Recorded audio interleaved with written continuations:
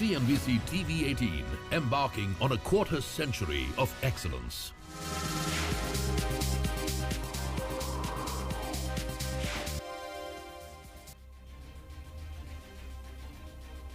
Hello and welcome to India Business Hour. I'm Shireen Bhan. The headlines that we're tracking for you this evening. Bulls claw their way back on the Lal Street. The sensex and the Nifty recoup half of yesterday's losses as bank stocks lead the recovery. Reliance Industries hits a 4-month high. Inox India lists at a 44% premium to its offer price. IPOs from Credo brands, Happy Forgings and Azad Engineering notch up strong retail investor demand. A stormy and bitter winter session of Parliament draws to a close. 100 opposition MPs in Lok Sabha and 46 in the Rajya Sabha suspended for misconduct. Opposition parties hold a protest march. With 75% of the opposition MPs suspended in the Lok Sabha, the Parliament revamps India's criminal justice system with 3 new laws being passed. Also clears a bill giving the government the upper hand in selecting the 3-member election commission. LIC gets 10 years to comply with the SEBI rule mandating 25% public float. The government grants a one-time exemption to the company. More than 25% of the PSUs are yet to comply with the public shareholding norms. Hamas claims at least 20,000 Palestinians have died in Israeli attacks since early October. Uncertainty over a hostage release deal mounts as talks with Hamas and Egypt end without results. The UN Security Council vote calling for a ceasefire is delayed for the 3rd time as the US is yet to decide on supporting or rejecting the call. Export restrictions on agri products will lead to a $4 to $5 billion decline this year, say government sources. Indian government has imposed curbs on items like rice, wheat and sugar in a bid to keep domestic prices in check. Shares of Zee Entertainment rebound after it informed stock exchanges that Sony will enter into negotiations to extend the timeline to close the $10 billion merger. The deadline was set to expire today. Sources say the agreement includes a provision to extend the deadline by a month for negotiations in good faith. Militants ambush an army vehicle in Jammu and Kashmir's Poonch district. The army says an encounter is in progress and details are being ascertained. Sanjay Singh, an aide of BJP MP Brij Bhushan Singh, who's been accused of sexual misconduct, succeeds him as the president of the Wrestling Federation. Olympic medalist Sakshi Malik breaks down after announcing her retirement in protest, says she won't compete under the presidency of a Brij Bhushan loyalist. The chief executives of Warner Brothers, Discovery and Paramount Global discuss a potential merger. Both companies try to chart a strategy to fight the might of Apple, Amazon and Netflix in a streaming-dominated world.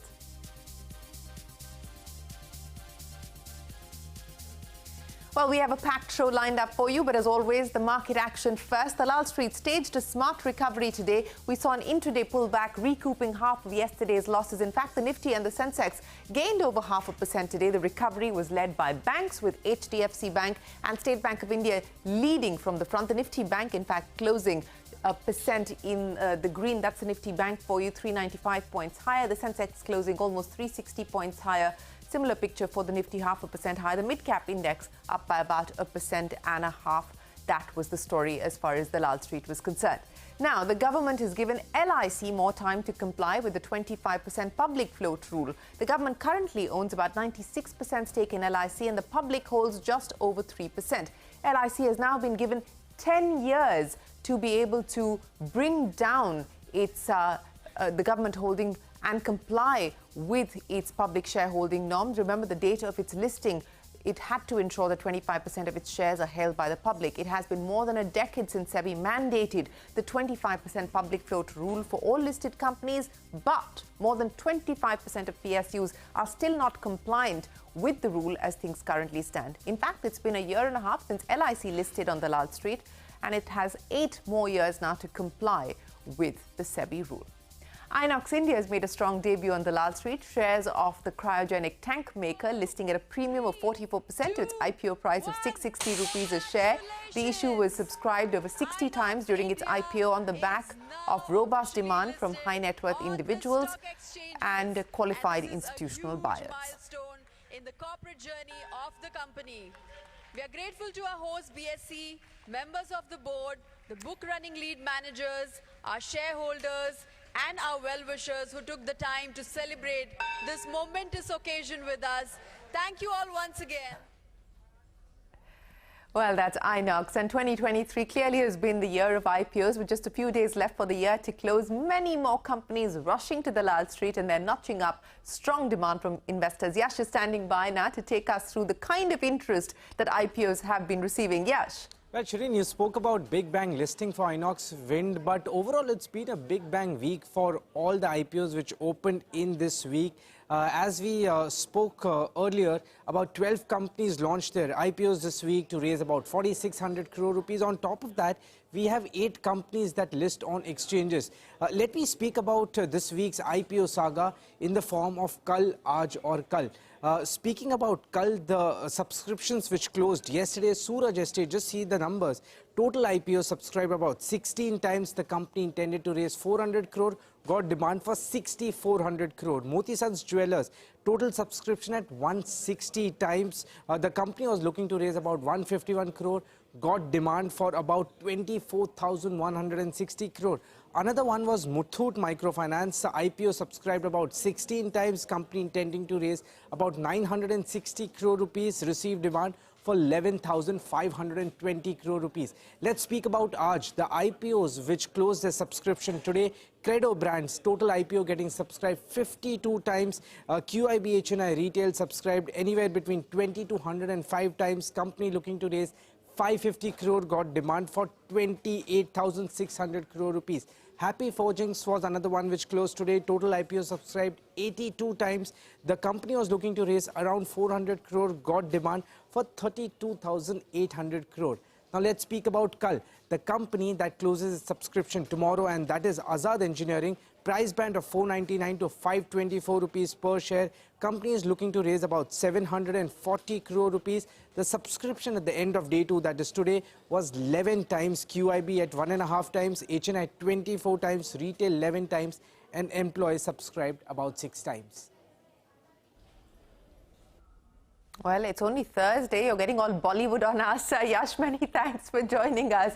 Well, life insurers are in a huddle after the insurance regulator proposed to increase the surrender value for all life insurance products. In fact, this was a story that Yash had broken. The proposal, if it fructifies, will reduce surrender charges to 1/5 of what life insurance companies charge currently. Tarun Chugh, MD and CEO of Bajaj Allianz, and Mahesh Balasubramaniam of Kotak Life Insurance said that they are studying the proposal to assess the impact, but clearly at this point in time, the first cut is that it will weigh on insurance companies. Take a look. What's the 5-year roadmap in terms of where you want to be, where you see yourself? If you asked me Thursday morning, I would have said something. Things have changed since then. That surrender value is that big a deal, is it? It will, I mean, see, we'll have to recalibrate. Everybody will have to recalibrate. We need to understand a lot more. And that will kind of reset the base, if you may.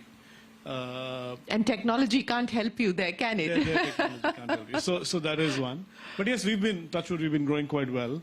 My statement have always been that whatever the private sector does, we'll grow twice as much.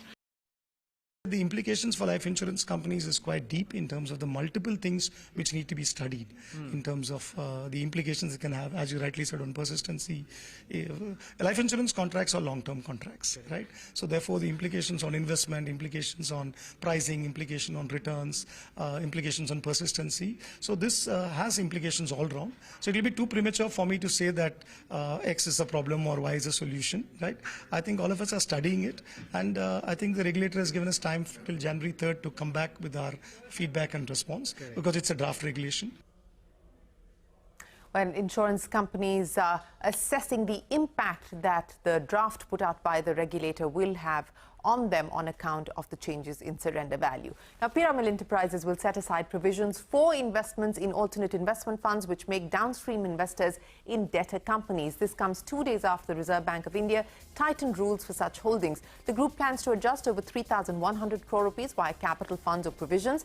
The RBI set a 30-day deadline for regulated entities to liquidate investments in any such AIF schemes. In fact, staying with that, the chairman of TVS Capital Funds called the RBI guidelines on AIFs, and I quote him, an impractical solution to a genuine problem. Speaking to CNBC TV18, Gopal Srinivasan said that the RBI must hold consultations with industry to try and arrive at a solution. Take a look.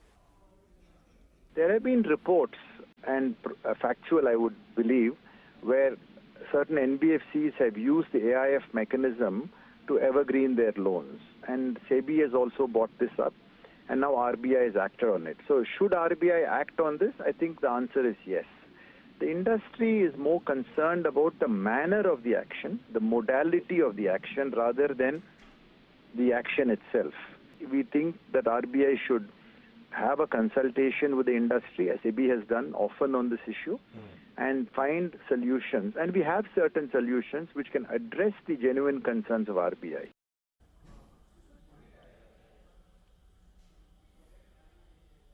Well, that is the latest as far as reactions to AIF regulations being proposed by the regulator, the RBI. Now, shares of Zee Entertainment rebounded after it informed stock exchanges that Sony will enter into negotiations to extend the timeline to close the $10 billion merger. The deadline was set to expire today. Now, sources say the agreement includes a provision to extend the deadline by a month for negotiations in good faith. On to a CNBC TV 18 exclusive. Over 12% equity of Ami Organics worth over 470 crore rupees change hands today in a big block deal. Sources say that Chovatia family, which is a large public shareholder, is the likely seller. Domestic mutual funds and a leading wealth management firm absorbed a big chunk of that block deal in Ami Organics. Flipkart has raised $1 billion in a new fundraising round led by Walmart. In fact, Walmart has invested $600 million in this round. This as per moneycontrol.com. This is not a pre-IPO round. Sources expect another fundraise next year. This funding round is likely to value Flipkart at a 5 to 10% premium to its $33 billion arrived at the last round. PepsiCo's largest franchise bottler, Varun Beverages, is targeting double-digit volume growth in India. Speaking to CNBC TV 18, Chairman Ravikant Jaipuria said the company's acquisition of South Africa's beverage company will boost volume growth of its portfolio. Jaipuria also expects to triple or, in fact, quadruple the company's market share in South Africa post this acquisition. Take a look. Against our main competitor, I think Pepsi share is only 2-3%. So there's very little downside. There's only upside, and I believe to triple or quadruple this market share should not be a real challenge in the next coming years. We are definitely looking at double-digit growths in India, especially since we acquired the territories which were east, west, and south, which were very lowly penetrated by Pepsi. And that's where we are increasing our go-to-market, and that is what is really helping us grow this market and develop it much faster. Well, that's Ravi Jaipuria of Varun Beverages. The big national story. The stormy winter session of Parliament has drawn to a close. 3 more opposition MPs were suspended today for misconduct in the Lok Sabha, taking the total suspensions in the lower house to 100. A total of 146 MPs have been suspended this winter session. Opposition leaders held a march from Parliament premises to Vijay Chowk protesting against the unprecedented suspensions. He should come and speak in the House first, Lok Sabha, Rajya Sabha. Instead of that, he was speaking outside, Lucknow, Varanasi, and Ahmedabad. Everywhere he is speaking. The ruling party people are disturbing the proceedings. 125-30 people of Rajya Sabha, member of BJP, they stood and they were shouting against 10 people. उपराष्ट्रपति महोदय का mimicry, संवैधानिक पदों पे बैठे हुए व्यक्तियों के प्रति ये भाव, अब ये देश की जनता भी इनको जवाब देगी और देश का संविधान भी इनको जवाब देगा। ये किसानों का भी अपमान है, उनके समाज का भी अपमान है, संवैधानिक पदों पे बैठे हुए व्यक्तियों का अपमान है और इसका खामियाजा राहुल गांधी को और कांग्रेस को और अलायंस को भुगतना पड़ेगा। And despite 75% of the opposition MPs being suspended in the Lok Sabha, the Parliament cleared crucial bill that gives the government an upper hand in the appointment of the Election Commission. Now, the bill was passed by a voice vote in the sparsely populated opposition benches. The Parliament is also revamping India's criminal justice system with 3 new laws. Yesterday, both houses of Parliament cleared the telecommunications bill as well. Now, the new law seeks to exclude OTT platforms from the scope of the bill, but significant and controversial bills being cleared by Parliament without any debate or discussion. Supreme court का फैसला था, उसके तहत ही ये bill लेकर के आपके माध्यम से हम सदन में उपस्थित हुए हैं, इस महान सदन के समक्ष। इसलिए ये कहना कि सुप्रीम कोर्ट ने कुछ और कहा था और आप कुछ और कर रहे हैं, हम सुप्रीम कोर्ट के डायरेक्शन के अनुसार ही ये बिल लेकर के आए हैं। चीफ इलेक्शन कमिश्नर की नियुक्ति एग्जीक्यूटिव फंक्शन है, इसमें प्रधानमंत्री नहीं हो, ये भाव तो हो ही नहीं सकता ना। स्टैंडिंग कमेटी भी चर्चा हुई थी और हमारी तरफ से सारे डिसेंट नोट हम वहाँ रखे थे। हमारी जो मोटे मोटे 2-4 बात इन्होंने स्टैंडिंग कमेटी की जो रिकमेंडेशन थी उन्होंने पालन किया, लेकिन बाकी सारे हमारा जो मूल मुद्दा थे उससे हटकर अपने मन माफिक इतना बड़ा एक बिल पारित कर दिया। इसका दूर प्रभावी असर होगी, लेकिन ये सरकार सब कुछ अनदेखी कर रहे हैं।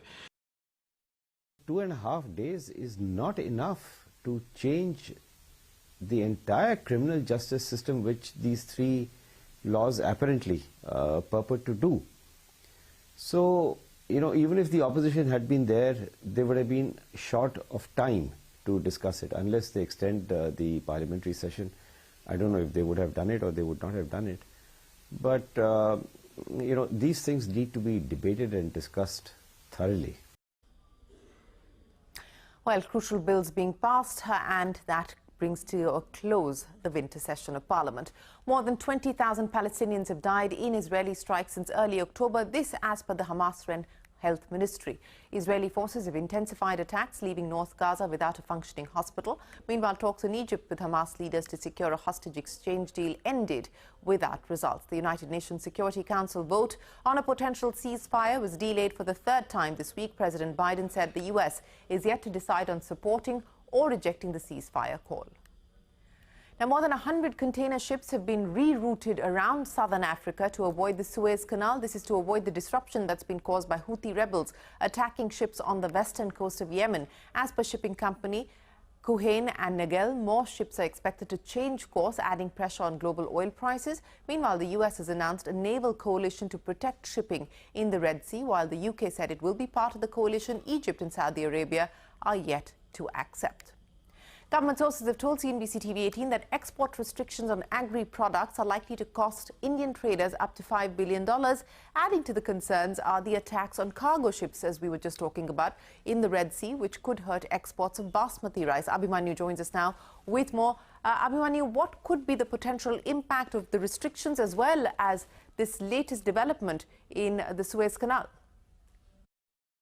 Well, trade restrictions on several essential items like wheat, sugar and rice may lead to a drop in exports from India worth $4 to $5 billion in the current financial year. Also, the current spate of attacks which have been mounted by the Houthi rebels located in Yemen, they may also adversely impact India's basmati exports to several Western countries, as India may have to change the route of export, and the ships which are carrying basmati rice may have to take a longer route through Africa, which is possibly going to raise the cost by 15 to 20%. This is what government sources have indicated. However, the government is hopeful that the rise in the price of basmati exports is not going to adversely impact demand of Indian basmati. On the other hand, the government is also looking to enhance the export of several fresh fruits and vegetables, for which a new sea export protocol has also been developed, in which it is going to be considered by the government to ensure that there is no spoilage of any fruits and vegetables, even as India is targeting several Western countries, including the United States of America, as far as exports of fresh fruits is concerned, particularly bananas, in which India is looking to increase the export of bananas from the current kitty of $174 million last year to over $1 billion per year in the next few years. Abhimanyu, many thanks for joining us. Well, up next on India Business Hour, we take you inside Tata Motors' first dedicated showroom for electric vehicles in Gurugram. And you can watch all of CNBC TV 18's news and updates on Facebook, X, Threads, Instagram and JioCinema.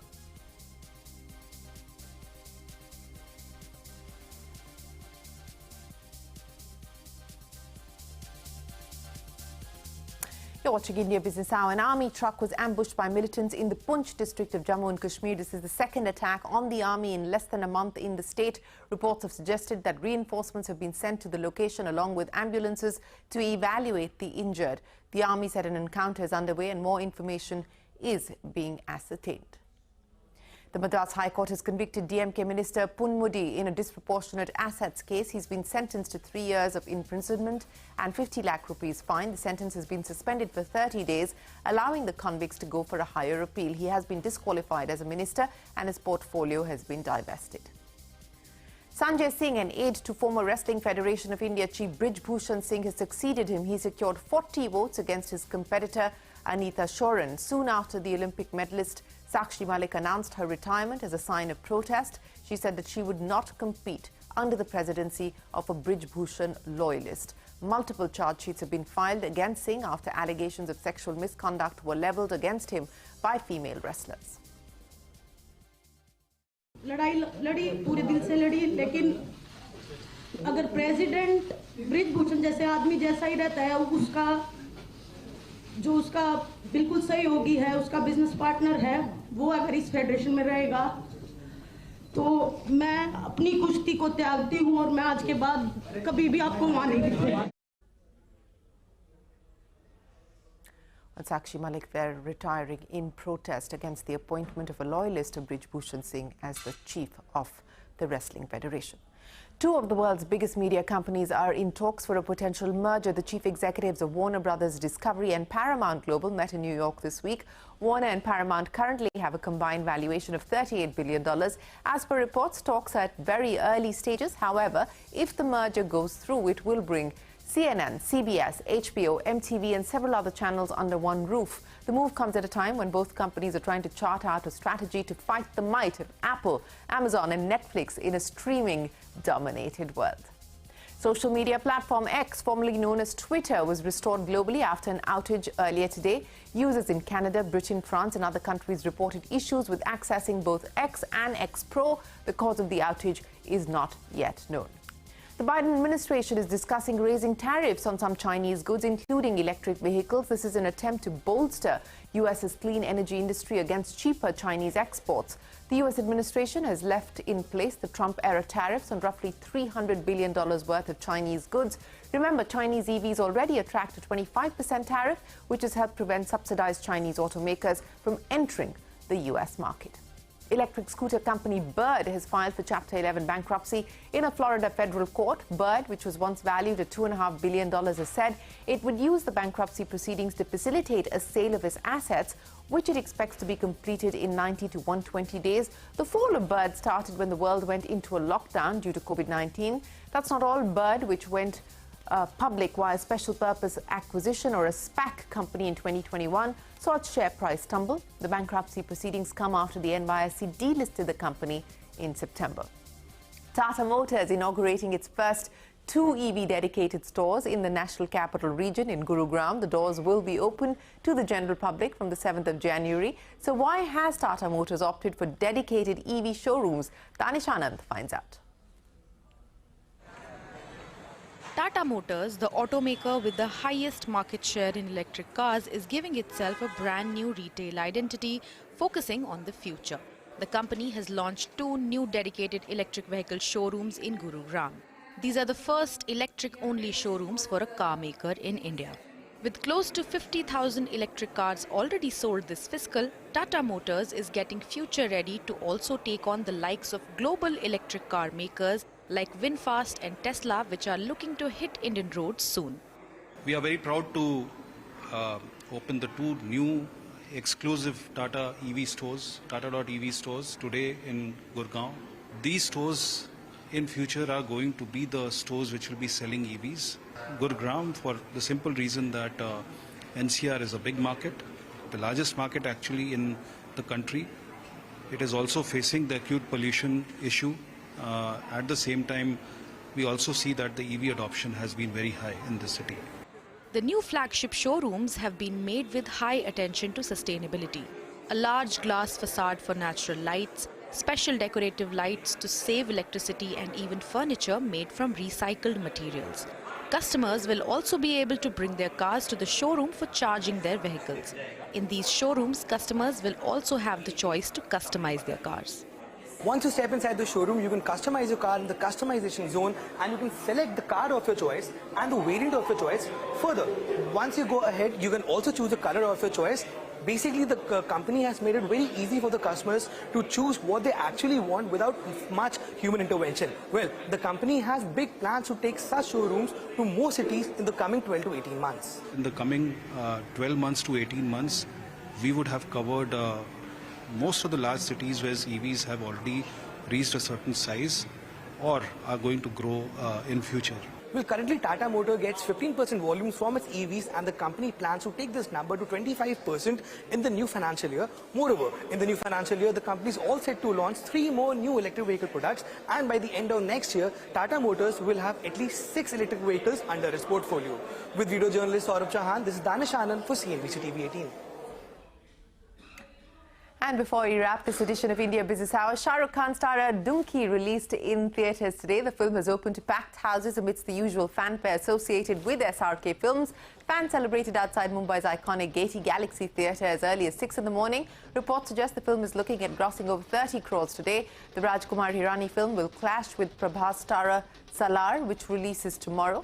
Well, that's it as far as the box office is concerned. And with that, it is time for us to wrap up this edition of India Business Hour. Thanks very much for watching. Do stay tuned. The news will continue right here on CNBC TV 18.